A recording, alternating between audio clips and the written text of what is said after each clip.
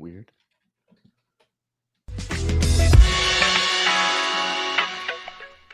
Avery, whose show is this?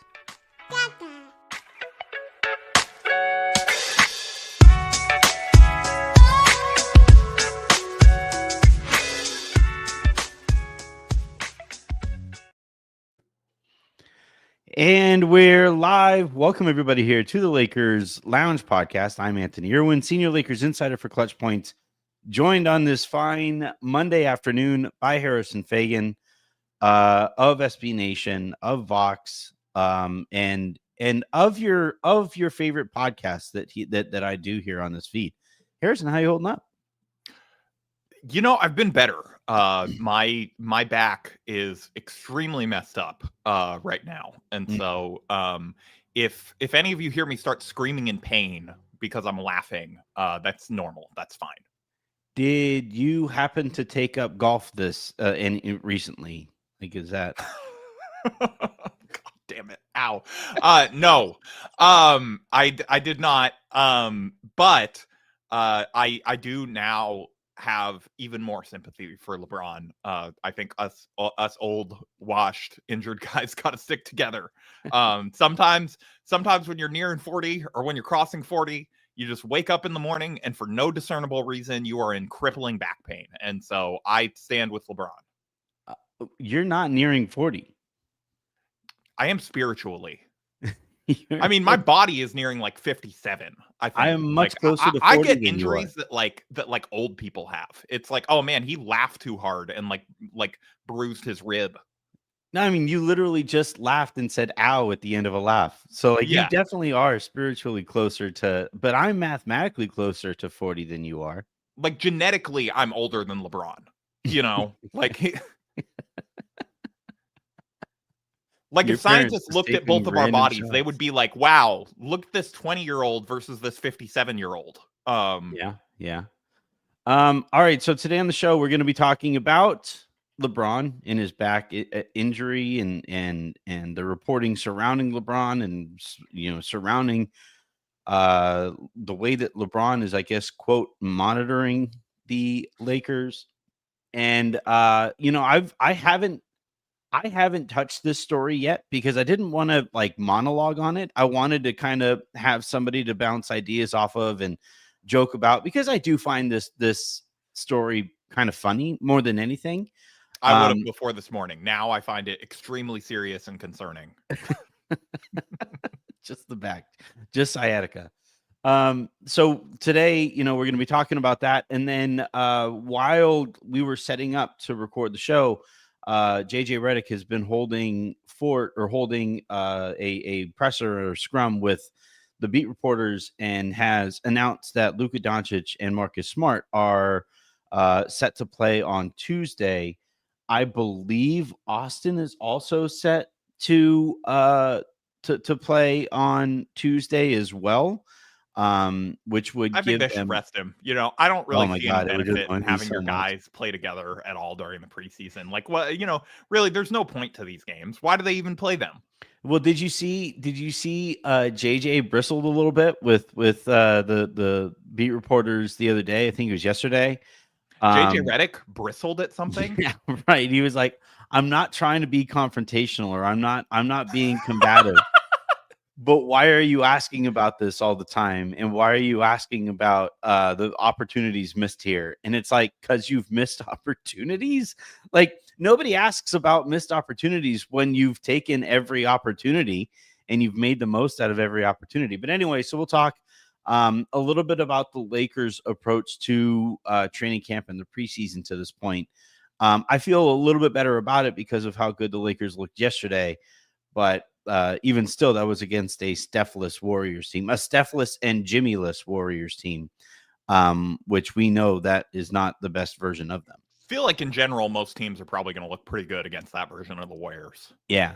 So we'll talk about that in the back half of the show. And then, as always, if you guys have any questions or comments, hit me with them off to the side there. If you guys are watching on YouTube, please hit that subscribe button. Please hit that like button. If you guys are watching on Twitter, please head on over to youtube.com/@LakersLounge and hit that subscribe button and hit that like button and hit that share button. And if you guys are listening to this in its podcast form the next morning, please hit that subscribe button wherever it is that you get your podcast, preferably on Odyssey, because I am a company man. And yeah, let's go ahead and dive on into a situation, Harrison, where I find myself wondering if LeBron James is like the world's greatest actor, because I really bought into the optimism. Right now, I've seen his ads and most of his movies. He is not the world's greatest actor. What if he is intentionally tanking those appearances for, you know, Plausible deniability. Shakespeare's cliche, right? The world is a stage and we are all actors. Like LeBron, he only believes in acting in real life. Yeah, like LeBron, because Harrison at media day, he seemed like, he had a pep in his step. He seemed really happy.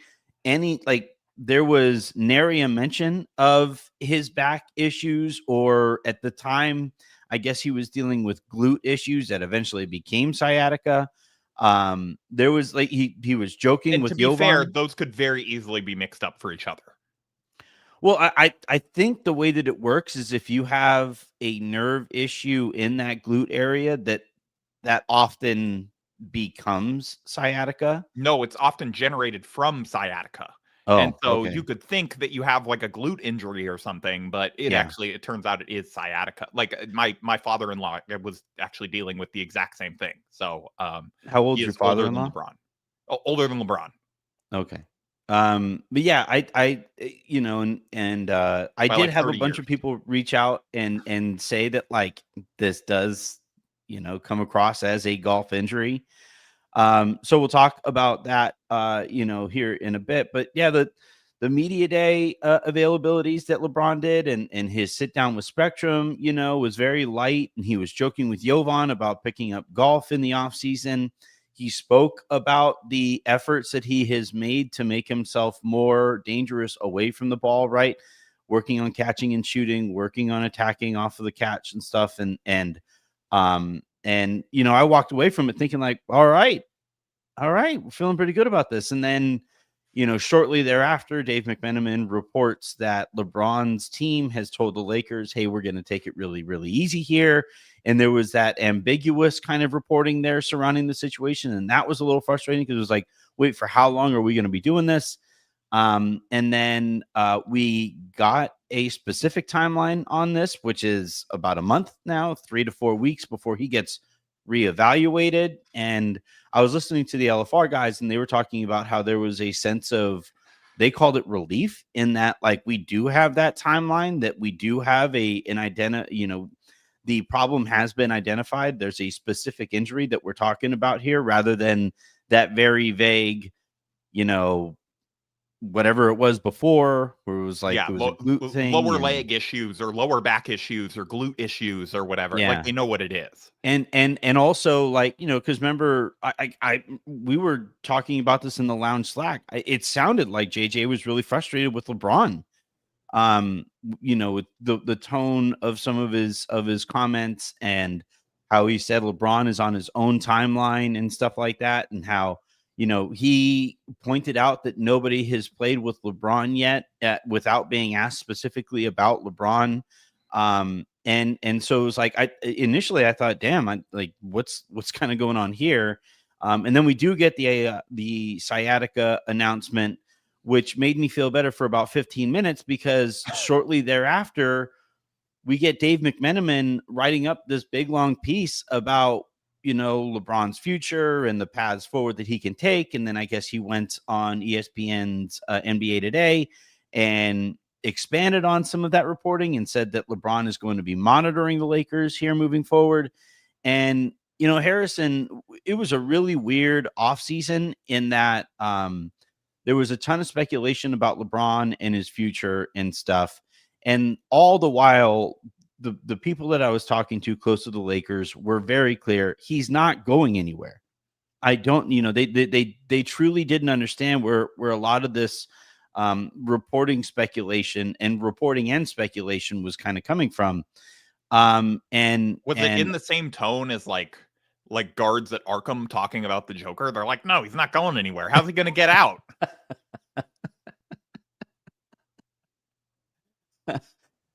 No, it was more like I mean, I guess it shares something in common there because it was kind of like, where's he gonna go? What are LeBron's options here? Right? Like, what is he gonna do? Is he gonna demand a buyout? We aren't buying him out. Was one of the things, one of the exchanges that I kind of had there, and he wants to be traded. He has his no trade clause. He's not going to accept any trade that we make and send him anywhere. Again, not me pontificating on the Lakers' behalf, but specifically the shit that I was being told over the summer. So I was just kind of sitting here the whole time, combining the fact that I had heard right away that Luka and LeBron had communicated early on in the offseason about the ways that they wanted to improve together. And the Lakers are telling me all of this, but the speculation continued and it continued and it continued. And the way that the contract situation went down, where you have Clutch saying that, a contract was never offered, and you have the Lakers saying, well, Clutch never specifically asked for a certain type of contract. So you have like that whole nonsense going on.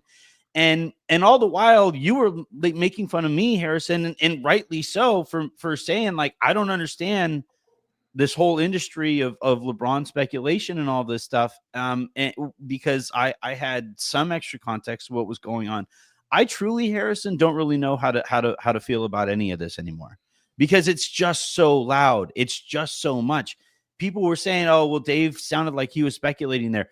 Dave doesn't run with stuff like this if he isn't specifically, and if he's look, even if he is I didn't hear the clip, but even if he is speculating, Dave is going to be as informed on the LeBron camp as any reporter, period. You got a one-on-one with him. If he's during speculating, media day, it is educated speculation. Yeah. So most likely. So yeah, we arrive here now where LeBron is going to be out for the first couple of weeks of the regular season at least, and then he'll be reevaluated. And while he is out, Dave McMenamin said again that LeBron, while he is out, while a player, Harrison, who was ranked as a top 10 player last year by way of the All-NBA voting, he finished 6th in MVP voting. While that player is out, he's going to be monitoring the Lakers to see how good they look without him, which is kind of difficult, right? When $60 million of the cap is sitting there off to the side, it turns out that's going to impact how good a team is going to look. So that was the part that, like, I tweeted over the weekend that, like, that if I speak GIF thing, and people didn't like that from me, even though I didn't say anything. I said, I'm specifically people not didn't speaking. Like something that you being passive aggressive. Wow.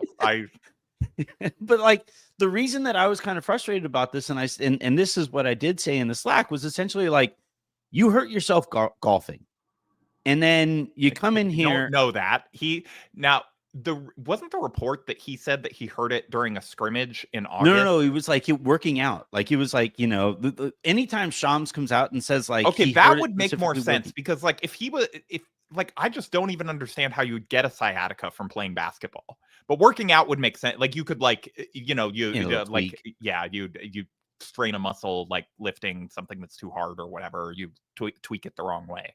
Yeah. And so, but like, that was one of those, when Shams reported that was like my I hurt myself lifting t-shirt is answering questions about, like, we know how hard he was working on golf, and I see the way that he swings, and like, that's a sciatica swing. When you take a bunch of swings swinging like that, sciatica swing. Yeah, like I'm telling you, man, like, I have a bunch of friends who at this stages of their lives are trying to pick up golf, and all of them get hurt because a lot of them played baseball and they have a very lateral swing. It's not a very vertical swing.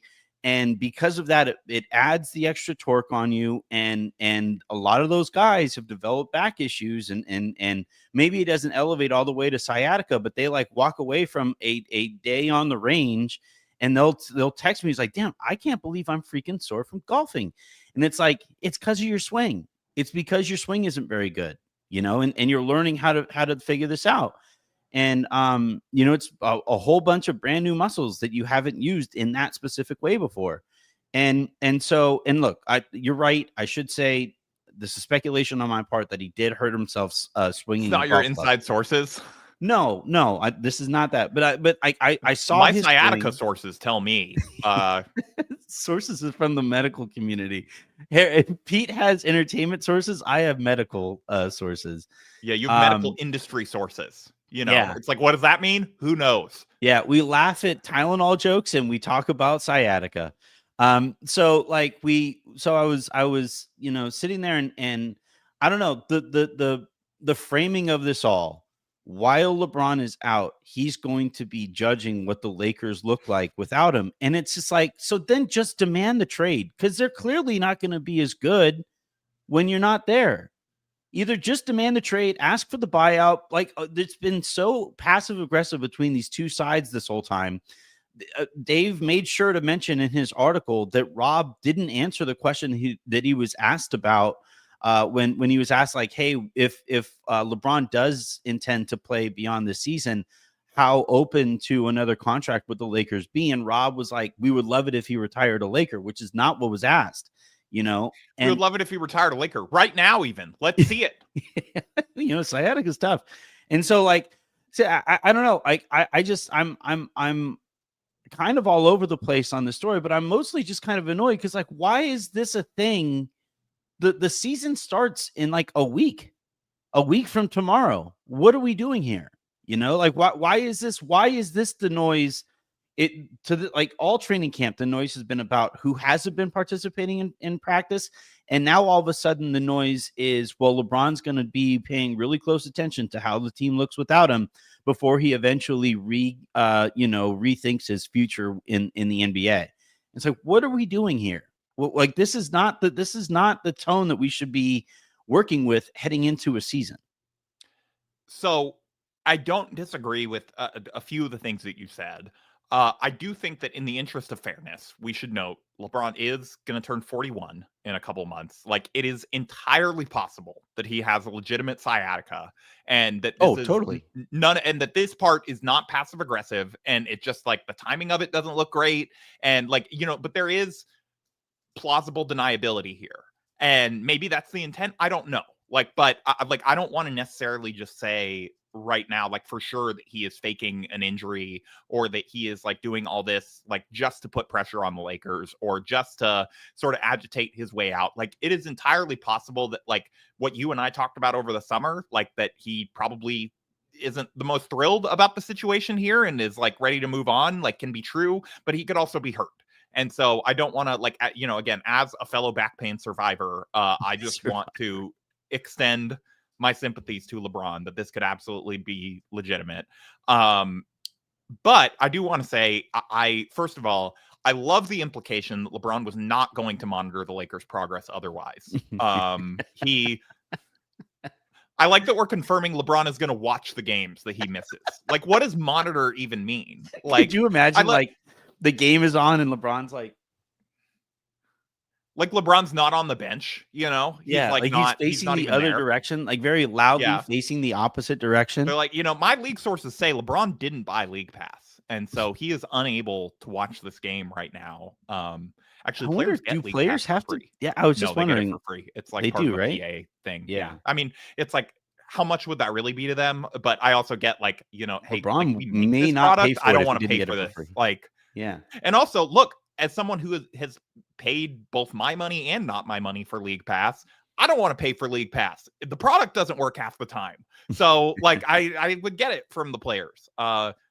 League Pass, I can be bought. I will talk up your service if you want to buy a lounge sponsorship. So the whole thing with like the back stuff and whatever, all this doesn't look incredible. It doesn't look great. But it is entirely possible that like he is actually hurt, and that all of this is sort of much ado about nothing. Well, he could be actually hurt, and he could still be looking around at this Lakers team, because like, this is another part of it too that I've been kind of wondering about, is the last time that LeBron was very loudly excited to play on a Lakers team was on a team with his peers, guys that he had spent his entire career playing against, hoping to maybe one day play with, in like Carmelo Anthony's case. like he was really excited to play on that washed that collection of super washed players. Yeah, And people are what talking about like the Warriors and Clippers, like oldest teams we've ever had. That is Unk erasure of the Unk squad the Lakers put together for the first Russ year. Yeah. But like that was the last team that LeBron was really excited to play with. And it made me kind of think, like, one of the things I've been thinking a lot about, while all of this has been kind of swirling around, is LeBron doesn't have peers anymore. And I don't If know LeBron is how. mad, is that a good sign then? Actually, because if the last time he was excited was like the worst Lakers season ever, Yeah. Yeah. He might I don't be. know. Yeah. He might be Like like me. championship, He I might don't have know. my It's like superpowers. Yeah. yeah. But like, I guess my point is that, seeing as he no longer has peers in the NBA age wise, how like up to like how closely is he paying attention to guys whose careers are taking place right now and happen to be 10, 15 years younger than he is? And so, like, is there a collection of guys that LeBron could be really excited to play with? Because like one of the things that I've been thinking a lot about is uh all right, with this Giannis stuff going on, which we should probably spend like a little bit of time laughing at. The idea that the Yeah. Knicks trading for Mikal Bridges probably cost them Giannis Antetokounmpo, that hasn't They been got the laughed power of enough. friendship. Can't put a Yeah. price on that. But like with this Giannis thing that's going on, because the Knicks do not have the assets to trade for Giannis unless they do somehow send OG Anunoby out and get a bunch of picks back, or send Mikal Bridges back and are able to get a couple of those picks back, or if like Milwaukee is really excited to employ, you know, OG and Mikal, and but for whatever reason, I just don't think they would be all that excited about that. So like if and seeing as basically everybody around the league expects Giannis to expand a list of teams that he would be interested in playing for beyond just the Knicks or beyond just the market of New York, well then, if you're LeBron and if you want to be bought out and sign somewhere for the minimum anyway, why not just stay with the Lakers and take less? And now all of a sudden you get to potentially play with Luka and Giannis. And so like I don't know, and how is that not better than basically any other situation that you would be going to beyond the season anyway? So I don't know. There's just a lot of inconsistencies here in what LeBron's end game is, and I'm trying, Harrison. I'm legitimately asking you, what do you think his end game is? Like, where would he go to that checks all of these boxes, and also very importantly, is a team that can literally legally acquire him, because that list of teams is rather short too. Well, I mean, that list of teams is short unless he gets bought out before the regular season, and then it's the entire league if he Yeah, wants to sign with them. there's a If he week, gets bought out after the regular season, then it's like teams over any of the aprons can't sign him, I believe. right? And so, or at least they can't. Yeah, they can't sign. No, yeah, they can't sign him at all. I don't think, unless they have like cap space. But then they wouldn't be over the apron. So yeah, Yeah, they they would can't they sign would him at all. have to they would have to move players, Yeah, dip under the first apron, and then yeah. they could sign him. So as far as the end game, I mean, I don't know. Like, I think that there's a lot here for you to think about in terms of like, what does LeBron want? What is he trying to get? Like, if he is trying to get something right now, what is he trying to get? And to some degree, you mentioned the Rob Pelinka answer about like he didn't really answer when he asked if LeBron, like if they want to keep LeBron under contract, and like what that would look like and all of that stuff. And I wonder if there's some part of LeBron that is like, he's going dad mode right now. And it's like, okay, you want to live life without LeBron? How about you smoke the whole pack then? And like he caught Rob experimenting with a young roster, and he's like, okay, you want a young roster? Let me show you how that looks without me. And let's see how much you like it. And there could be an aspect of that, and like Yeah, just saying like, hey, you don't want to treat me like I'm important. Okay, I'm not important then. I'm not gonna like let's see how unimportant I am. But I also think that like if he was actually trying to get something, I think it's the same thing that we were talking about in July. And no matter how unrealistic the Lakers say it is, I will always not necessarily believe that LeBron wants a buyout, but like that if he was going to pick a way to get to his next destination, that would be it. And so if he wants out, then he wants a buyout. He doesn't want to trade. He doesn't want a team to have to give up all the salary that would be necessary Yeah. to acquire him.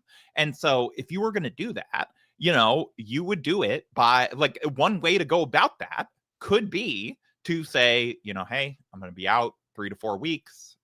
You know, I don't know how available I'm going to be this season. I want you guys to take it really easy. Just be careful with my health because, you know, I'm getting older and, you know, like, but I'm going to do it in a way Oh that my God. Like, Bay, I need you guys to take it easy on me so that whenever I get to my team, I'm still fresh. Whenever I yeah. get to the team that I actually want to get to, I'm still fresh. Yeah, and look, if the Lakers treated, you know, if you were LeBron and the Lakers treated you like they did this summer, you know, you'd probably feel a certain type of way about it too. You know, Yeah. we all want to feel valued and recognized for our talents. And so I'm not saying that he's like right, you know, again, if he is doing something where he's agitating to get out, like I'm not saying that he's right to do that, but I understand it. And I think that, like, you know, I'm not even saying that he's right to do it from a basketball perspective for all the reasons that you mentioned. Like, this is a pretty solid situation for him at this point in his career. But he may not feel that way if he doesn't feel respected. And if you were going to try and agitate out, it would be in a way where the team cannot sort of like you would do it in a way that you have plausible deniability like this. A team cannot prove that you do not have a sciatica. Yeah. You know, a team can't prove that, you know, you're not 41 and you're going to, or almost 41 and you're going to get some old man injuries and all of that stuff. And so if you were going to do it, you wouldn't necessarily do it. Like if you were LeBron and you were looking to keep your reputation intact as, oh, he never demanded a trade. He always was like good to work with, you know, all this stuff. You wouldn't do it like Jimmy Butler. I don't think that anyone ever thought that LeBron was going to go full Jimmy mode. You would do it by and look, LeBron is the king of passive aggression. You would do it by being passive aggressive, and Yeah. you would do it by sort of like, you know, you just wouldn't necessarily go out of your way to make the team happy, and you would be sort of annoying to deal with. You wouldn't be demanding out. You wouldn't be saying, hey, buy me out. You would just try to sort of make it kind of annoying for you to be on the team, and like a little inconvenient. And it's like, you know, if you're make it so the Lakers are like, oh, you know, do we really want to be dealing with this in the first year, the full year of Luka, and you know, whatever, like maybe we should just sort of part ways and have a clean break. Like I think this is how you'd try to make that case. One thing that stuck out to me last night was, you know, because that was their first game in a week. Lakers looked quite a bit better. Offense looked cleaner, crisper. You know, you could tell that they have been doing some stuff in practice that made them better prepared for those games or for last night than they looked in the first couple of games. And I asked some people who were at the game, obviously, because I live out here in Austin, but I asked some people who were at the game in various, you know, for various reasons. Hey, I noticed watching that LeBron and Luka basically don't interact at all, or they didn't interact at all. And that struck me as a little odd because you go back to last year, right after the trade, they were always sitting right next to each other on the bench, talking through some stuff. Like that conversation, that communication was constant. And I can't recall a single moment last night where the camera panned over to either one of them and they were anywhere near each other. And I asked some people who were there and they were like, yeah, LeBron sits closer to the end of the bench. Luka sits, you know, closer to the coaches there. Luka's kind of constantly talking to the coaches, talking to his teammates. LeBron is kind of sitting off to the side. And the one guy who was kind of being the bridge back and forth is actually Austin, who is kind of going like every so often you'll see him sitting close to Luka and he and Luka are talking. And then every so often you'll see him go and sit down there with LeBron and he and LeBron will be talking. But there was basically no LeBron and Luka interaction. And that struck me as a little weird. Again, like, because the thing about me is like, I'll report stuff. I'll report what I hear, but I'm also going to be critical of my own reporting just to make sure that that story remains true. And so I heard that those two were talking a ton. at the beginning of the offseason, and then that they maintain communication in various degrees or to various degrees over the course of the offseason. But it also, like, I'd be remiss if I didn't note that those guys didn't interact at all last night. And it did make me kind of wonder what's going on there. Am I reading too much into that? I don't know. Maybe. Maybe. Like, genuinely, I don't know. I think that but we find ourselves in a spot where we have to read into these things, and that's kind of part of the story. Yeah, and it's like, again, it's going back, like, the theme of today's show is going to be plausible deniability, because if you were going to look at that charitably to the Lakers and LeBron and Luka, you would just say, hey, Luka's involved in the game planning, like, this is his team now, he wants to be really involved with the coaching staff and make sure that he's maximizing his time even if he's not out there. LeBron's further away. He needs his big super king chair for his back now, and he needs to sit like a little bit towards the end of the bench. But, you could also read it as like, oh, wow, LeBron's not really going out of his way to seem involved, which, again, it goes to the potential theory of like him saying, and it also goes to, like, if you're going to read into JJ as annoyed with LeBron, it goes into the, like, hey, you don't value me? Like, all right, let's see how far you get without me, because this is not, I'm not. Let's see how much you don't need my help. Okay. Yeah, like essentially, there is so much noise, and there is so much smoke that, like, I can't sit here and say, like, guys, what are we doing? Why are we constantly doing it? Like, I just it's impossible for me to ignore all this stuff, even given the stuff that I know, and Darren Coolidge points out in the comments, and I think it's a good point. Like, if LeBron didn't have this history of doing passive aggressive things, like, no one would be reading into this stuff. Like, if he had a history of just coming out and sort of saying, like, hey, I'm like, I'm coming out and saying, I'm sick of this team. I want this. I want to trade. I want to go here, whatever. But it's never that. It's like, yeah, we need a playmaker, man. It's it's glaring at coaches on the bench. It's maybe it's me. Giving right the tweet, giving the maybe cold it's shoulder me. to teammates, like that kind of stuff. Like it's going and sitting away from the coaching staff, or not standing in the timeout huddles. It's that sort of thing. It's how that he is in or out. That's I think this is how also he's let us know. This is also a worthwhile point to make here from Westwood, who's saying, I applied Braun if he's leveraging, tired of Pelinka waiting months into the season to make moves, mainly because it hasn't worked. D'Lo was a dud, Vando was a dud, Beasley was a dud, DFS was a dud, etc. I disagree with the DFS one. Yeah, I mean, there were stretches also where, like, Beasley looked pretty good opening the first night after the trade.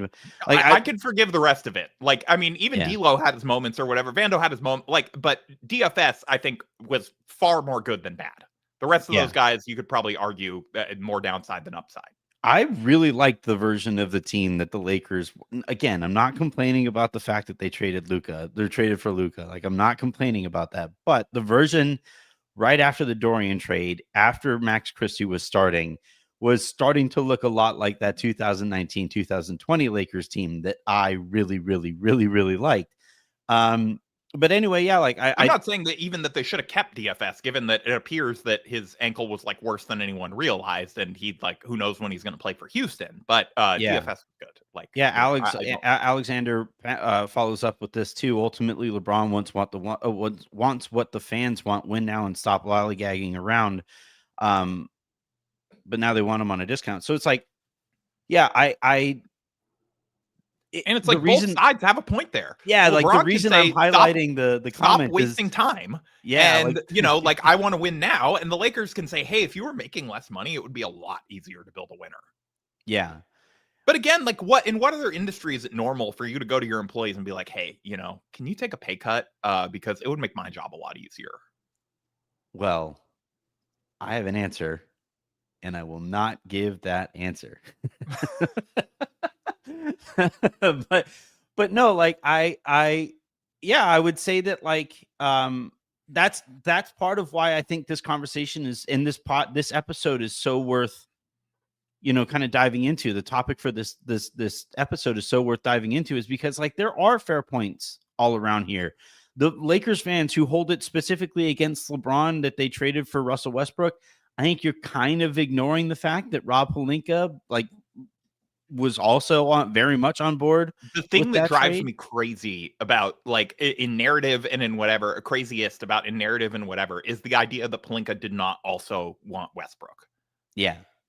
Yeah.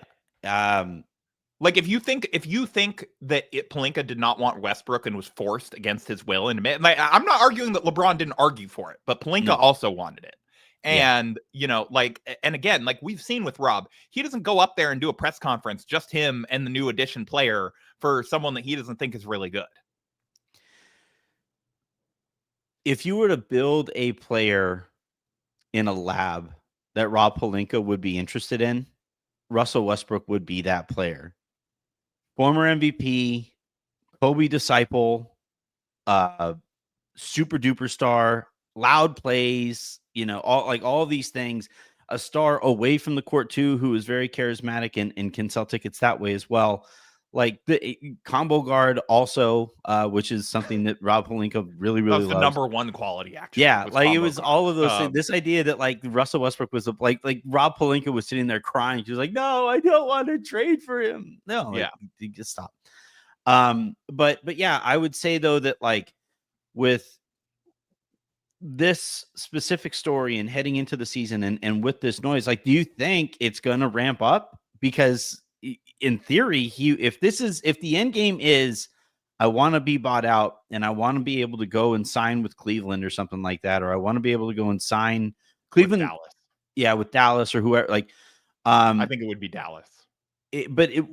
Wherever it is that he would want to sign, right? If that's indeed his end game here, and it might not be, we're not saying this definitively, but if that's his end game, it basically gets a lot more difficult to take place when the season starts. Do you think are we going to get another? Like, is Shams going to jump on this story next? Is he going to say like, "Oh, LeBron's not happy with what he saw in preseason"? LeBron, because end of the day, once the season starts, LeBron thinks the his Lakers look options bad without him, which means he doesn't want to play for the Lakers. They did not play well enough without him for him to think that he should play with them. Yeah, it looked like they had a $60 million hole in the middle of their roster, said one anonymous source. That was me. I was the source. Yeah. But yeah, like I that's the part of this that like I just keep on coming back to it. And the thing is, I don't think being bought out and winning a championship on a minimum contract essentially for a different team is the type of look that LeBron would want. Probably not, but I will say that like it it does, when it's all said and done, all we remember are the raw numbers. And so, people are just going to count his rings. Like they're not going to, the nuance of like when Nick Wright goes on in the future, like at 60, and he's arguing with like, whoever like Wemby's Nick Wright is down the line, like he's about who's the GOAT between the two of them. Like he's just going to count the raw numbers, and the Wemby guy is going to bring up like, oh, well, LeBron only got this one as a buyout and da da da. But like, it doesn't matter. Ultimately, people are going to dig in where they dig in and just like use the numbers. I don't know. We've never seen a superstar win a championship like that and have it count for their, like, even Kevin Durant's ring in Golden State when he was the best player on that team. Even like people still look at that one and are like, I don't know, man. You joined a 73-win team, like. I think KD saw the reaction to him winning, and he just decided, he's like, I don't ever want to do that again. That sucked. Then he should have gone to the Clippers. He should have just stayed with Phoenix. Seemed like the perfect situation for it. If Phoenix hadn't tried to trade him, I truly think that him and Devin Booker would have just continued to win like 35 games in the West happily for like the next 4 years. I think it would have lasted for as long as Bradley Beal was on his contract, and then I think they would have gotten a lot better. Like that, really, we talk about Russell Westbrook sinking that era of the Lakers. I think Bradley Beal as an acquisition was just as detrimental, arguably more detrimental. Yeah. So, but yeah, I would say though that like, I don't know. I do think the lesson is don't trade for a star from the Wizards. It will curse your franchise. Like they bring it with them. It's Love that the team is named the Wizards too. Like it's a literal yeah, curse from Wizards. yeah. Like They curse all their players on the way out the door. Marcellus Westbrickus. Yeah. Um, Damn it. Ow. so yeah, I think that like I do. Look, Jordan fans are going to be Jordan fans. They're going to poke holes at it regardless. But I do think like the greater typical fan, we've never seen a superstar win a championship on a minimum. We've never Yeah. seen that before. And But just to circle back brief, I mean, I agree with you, but like to circle back briefly to like the Endgame part of this too, John Wall, yeah, exact. I'm telling you, there's like it's not like how normally they say like there's something in the water went there. from being a champion. No, there's champion. something in the water bottle that they give you on your way out of the facility, and it's poison. Like they poison you. Who's went from being a champion on the Lakers, plays in Washington for a couple of seasons, goes to Milwaukee where they expect him to play winning basketball again, and immediately become like is still a terrible basketball player. Anyway, go ahead. Yeah, they like sometimes like they may just have to like do one of those things where they just overhaul the entire roster and organization in one off season. It's like, it's that you got to stop. It's like the ship of Theseus, but it's bad. Like you keep replacing the pieces, but they're like tainted by the other pieces that were bad from the previous bad era. And yeah, they might have to freaking level the building. Like it's all got to go. Just like rename the team. Like it's just Wizards. I'm sorry, you're not winning with that name. Like they got to go back to the Bullets or they got to come up with something better. Yeah, Muggles is too easy a joke. Yeah, I think, but I was gonna say, as far as the end game here, like, and if this leads into the season, I honestly don't think so, because what is really the point for LeBron after the season starts of sort of making a stink or being difficult or anything? Like, maybe he's not gonna exactly go out there and like, kill himself making defensive rotations or something when he wants to like save, his chance for his real championship run next year or whatever with when they fully rebuild the 2019-20 Lakers in Dallas. But like beyond that, if he's not getting bought out, the Lakers aren't going to trade him. He's not going to want to accept a trade to another team that with all that they would have to give up. So like, I think, if it makes it into the season, I just don't see what the motivation is for either side to really like not sort of continue a marriage of convenience. That's my thing, is that like, that's exactly where I was at all summer. I both these sides need each other. The Lakers need LeBron to be as good at basketball as he was last year, because it helps them kind of kickstart the Luka Doncic era with a little bit of success before they go out and they try to find another superstar who is capable of playing as well as LeBron did last year. LeBron needs the Lakers because like look, maybe he's capable of playing another 3-4 years, and in those 3-4 years he's able to get people to forget the last couple of years here with the Lakers, or the last few years here with the Lakers, where he basically, I think it would really just be one. He's been pretty good the rest of the time. Well, no, I mean like in terms of like just not being title relevant. Like his teams haven't been title relevant basically for half a decade now, So like maybe he goes somewhere and he reminds people of like why, it was a big deal to have LeBron in your organization before. But I still come back to, he loves it in LA. That's one of the first things that anybody close to him says, is that how much he loves the city of Los Angeles and all of the opportunities that city brings to him, especially in the entertainment industry. He loves that, Savannah lives there. She loves Los Angeles. His family loves Los Angeles as well. His son is just, a quick flight away in Arizona. While he goes to that school, Bronny plays for the Lakers.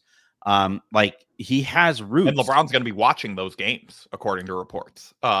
Yeah, and specifically when Bronny is in at garbage time. And so like the like with LeBron having been a Laker now for 8 years, he you live somewhere for 8 years and you develop roots there, and I don't know if like If he goes to Well, so I don't Dallas, want to play the overly parse his quotes game, but you bring all this up, and it's interesting because it ties into, I think, actually, like, one of the quotes that I think was like under discussed from his media day appearance, which is, I believe, the last time we actually heard him talk to the media, right? yeah, And so we still have an excuse to be parsing this, but when he talked about his future, he said it's not going to be about any players added. So hint, hint, if taking a pay cut for Giannis, like, that's not convincing me to stay around. yeah, And he said it's going to be up to my wife and my daughter, and we're going to talk about it, which could be read as we're going to talk about if they're okay with staying in LA without me for a couple of years while I go finish out my career, and then I will be back. yeah. I mean, that's one reading of it. Another is like, would they be open to moving to a different city? Hey, do they think Dallas sounds nice? Yeah. You know, Our old compound in Cleveland he had built, and I don't think that's happening. I think yeah, every that time was the another Cleveland funny thing thing. comes up, they're like Savannah hates snow. Like, it's like, What's funny is that Dallas keeps getting colder. Like it's just yeah, it well, keeps getting colder out here. But yeah, the Dallas thing, do you think the fourth team matters to him? the fourth team. Yeah, like it would be his fourth team. I think at that point it's like you're teaming up with the guys that you're close with, and it's Jason Kidd, it's Kyrie, it's AD, and And to get you're back sort to of the point that I made earlier, right? Those are closest to his peers, yeah and yeah we those guys are know only 10 years younger than him. well, we know how his friendships blinded him with that team a few years back.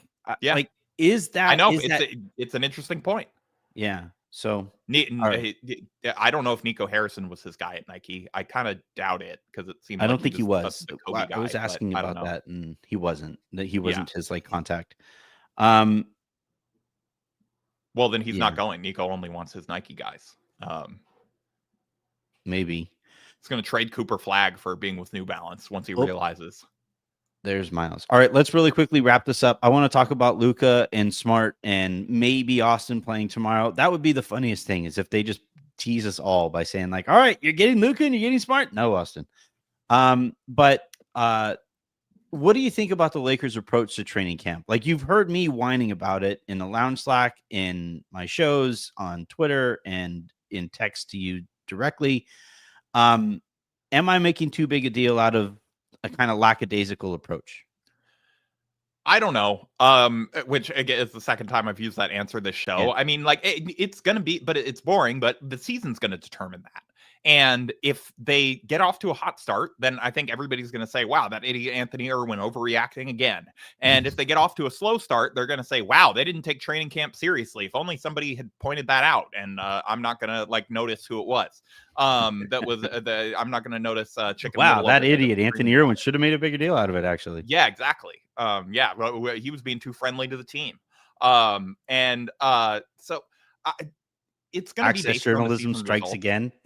Yeah, it's going to be based on the season results, whether or not it like actually matters and what it looks like in retrospect, because that's where humans, we develop narratives that way.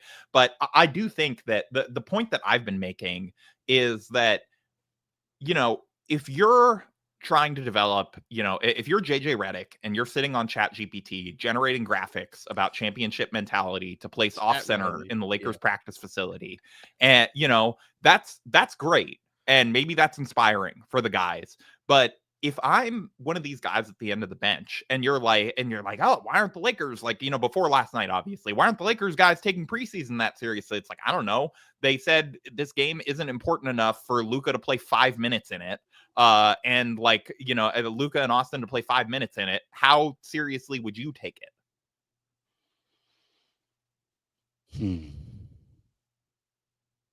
Probably not that serious if you're the rest of the roster, Well, it's like, that's the well, we're thing. not going to Like, win this game anyway. Why well, am I going to bust my ass?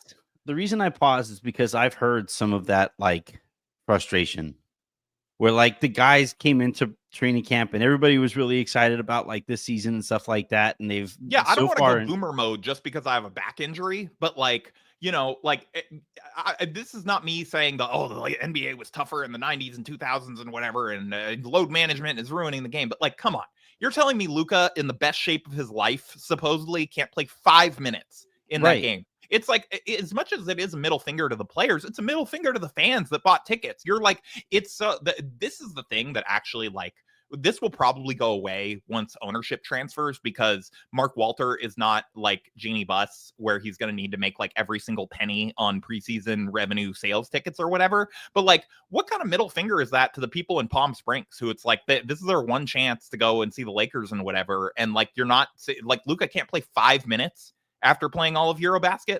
Right. Well, the players, there's a decent chance I'll get aggregated for this, but like there are people that I have spoken to who are sitting here, there are players who are kind of looking at this like, wait, hold on. We had all of this excitement coming into this training camp. You had a really productive off season.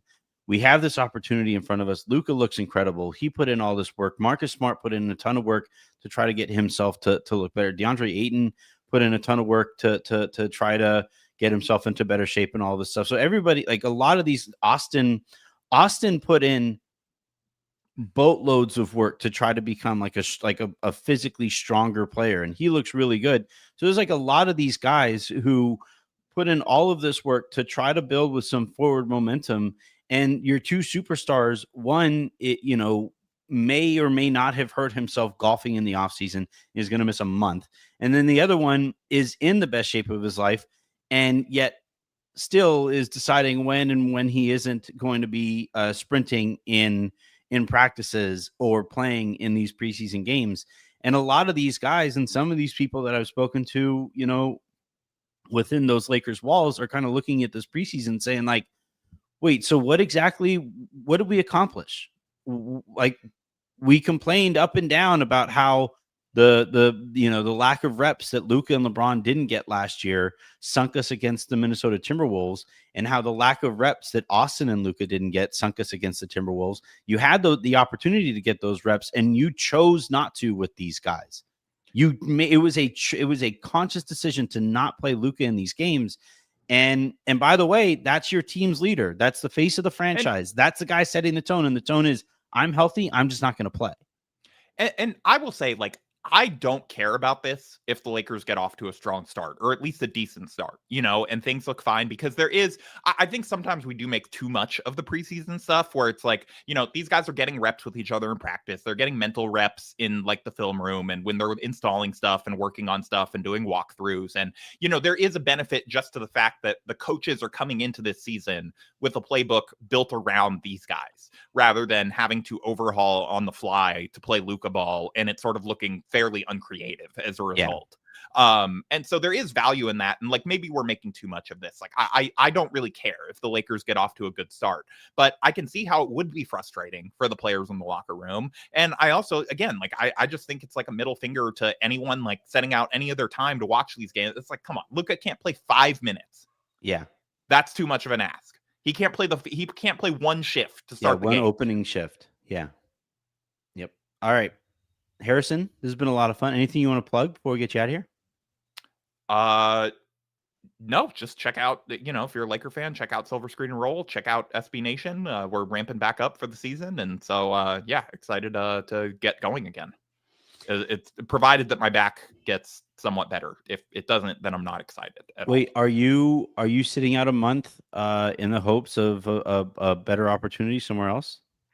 I might be sitting out a month, but I don't imagine that it's going to lead to better opportunities anywhere else. All right. Well, that's going to do it here for this episode of the Lakers Lounge podcast. Thank you, everybody, for tuning in. Again, please hit that subscribe button. Please hit that like button. Please hit that share button. If you guys have any comments, I'm trying to get a lot better at replying to comments here on YouTube, and at least the ones that I think are questions or are like, I'm not gonna respond to somebody just calling me a fatty. Like, that's not something I'm interested in. Except for now, namelessly. But yeah, hit me with those comments, hit me with those likes, and then hit the subscribe button. So tomorrow there's a game, obviously. I believe Raj and I will be breaking down the game right afterward.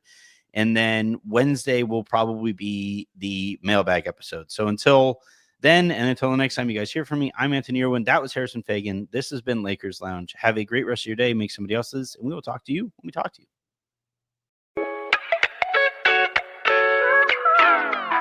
Bye, everyone.